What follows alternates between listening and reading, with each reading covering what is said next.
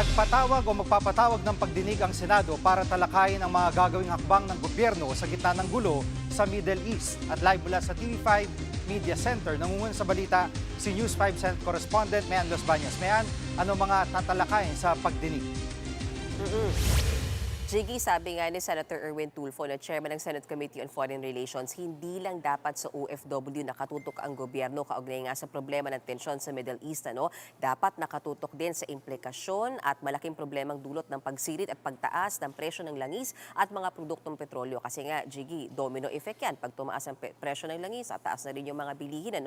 At itinuturing na emergency yan, kaya magkakaroon na ng Senate hearing o pagdinig ang Senado sa darating na Biyernes kung saan pag-uusapan nga yung mga hakbang na isasagawa ng gobyerno kaugnay ng pa rin ng problema sa Middle East at kabilang sa mga ipapatawag dyan yung mga ahensya ng gobyerno na may kinalaman sa pagresponde. For example, Department of Energy, Department of Transportation, Department of Agriculture, AFP at PNP. Narito ang bahagi ng pahayag ni Senator Erwin Tulfo. Para mag-monitor mga prices because we're anticipating na pag tumaas ang presyo ng krudo, ng gasolina, lahat po tataas, pati mga pamasahe. So how do we address this issue? Yun po yung pag-uusapan namin sa hearing niyan on Friday.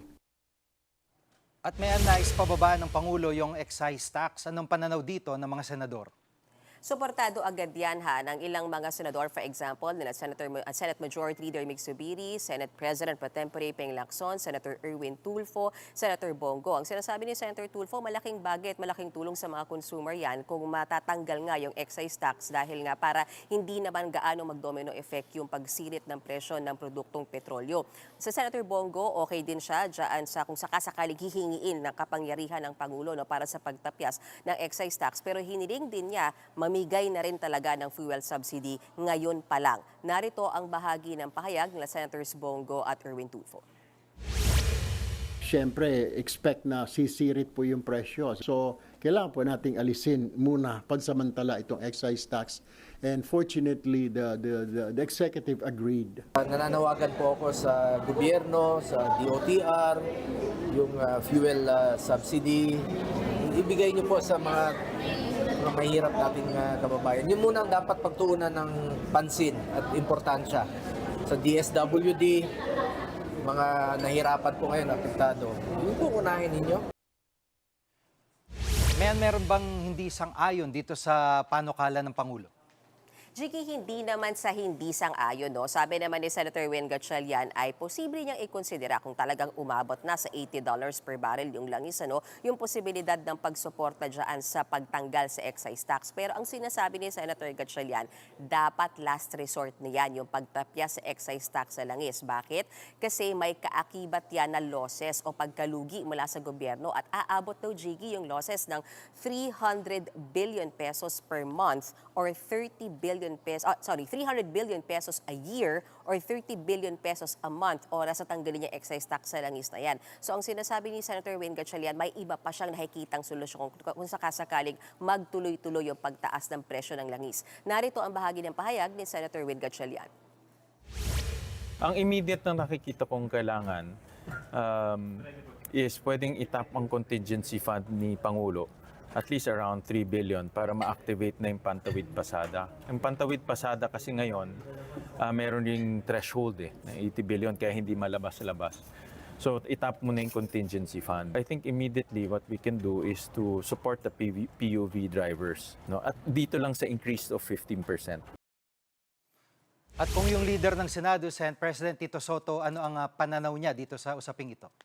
Yes, Chigi, na-interview rin natin si Senate President Tito Soto kaugnay yan. At sabi niya ay agad na pag-uusapan ng mga senador na yan. Kaugnay nung kahilingan o posibleng paghingi ni Pangulong Marcos ng kapangyarihan para nga tapyasin yung excise tax sa langis. Pero ngayon pa lang sinusuportahan na raw yan ni Senate President Soto. Lalo kung makakatulong naman sa ating mga mamamayan.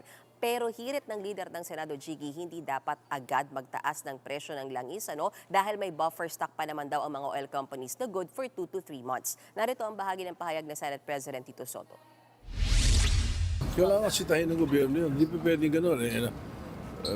May reserve pa naman tayo. Bakit biglang-biglang sasamantalahin naman nila? Huwag naman sanang manamantala yung mga ibang negosyante. Jiggy, pagilino lang, paliwanag lang din ng Department of Energy, hindi nakasalalay sa presyo ng buffer stock, yung presyo ng langis, dahil nga deregulated at import-dependent ang industriya ng langis, ay nakadepende yung presyo ng langis doon sa papalit na supply. Ang tawag nga dyan ay replacement costing. So yan muna ang latest. Balik sa'yo, Jiggy. Yan ang ulat ni Men Los Baños live mula sa TV5 Media Center. Mga kapatid, Jig Manikad po, pagdating sa mahalagang balita sa loob at labas ng bansa, dapat una sa lahat, mag-follow at mag-subscribe na sa social media pages ng News 5.